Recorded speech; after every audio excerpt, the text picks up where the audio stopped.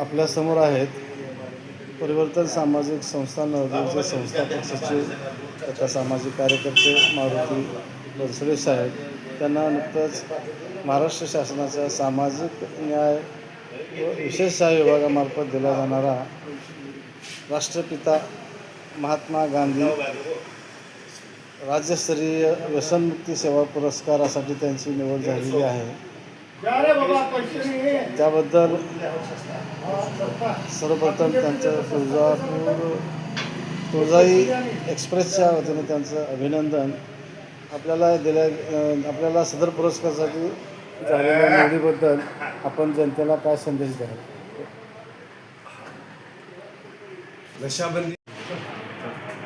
नशाबंदी मंडळ महाराष्ट्र राज्य या सामाजिक न्याय विभागाअंतर्गत काम करणाऱ्या मंडळाचा मी जिल्हा संघटक म्हणून गेली 3-4 वर्ष काम करीत आहे.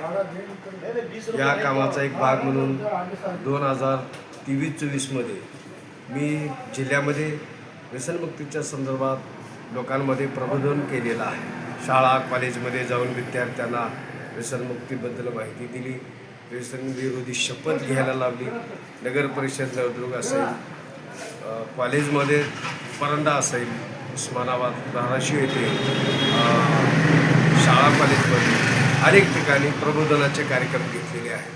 महिलांच्या मध्ये सोबत, बचत गटातील महिलांसोबत, कॉलेजमध्ये युवकांच्या सोबत या व्यसनमुक्तीच्या संदर्भात भरपूर असं प्रबोधन केलं आणि या कामाची दखल मीडियाने घेतली. त्यावेळी अनेक वृत्तपत्रातून बातम्या प्रसिद्ध झाल्या, अहवाल मी तयार केला. तो दर महिन्याने नियमित आम्ही सामाजिक न्याय विभागाकडे पाठवत असतो आणि या सर्व कामाची दखल घेऊन सन 2023-24चा राष्ट्रपिता महात्मा गांधी व्यसनमुक्ती सेवा पुरस्कार राज्य शासनाच्या वतीने जाहीर करण्यात आलेला आहे. मला कालच रात्री 8 वाजता ही बातमी समजली. शासनाने कालच तो GR काढलेला आहे आणि महाराष्ट्रातील प्रत्येक जिल्ह्यात अशा पद्धतीने काम करणाऱ्या अनेक सेवावृत्त कार्यकर्त्यांना शासनाने सन्मानित करायचं ठरवलेलं आहे.